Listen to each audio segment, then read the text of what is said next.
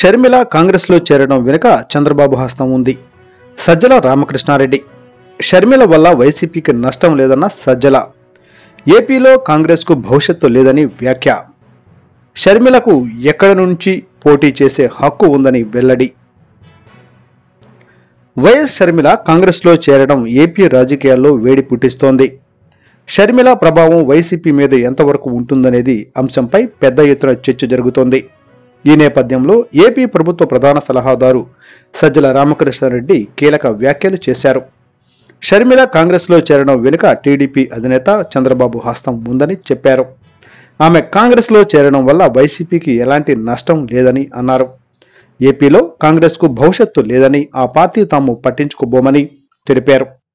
షర్మిలకు ఎక్కడి నుంచి పోటీ చేసే హక్కు ఉందని అన్నారు.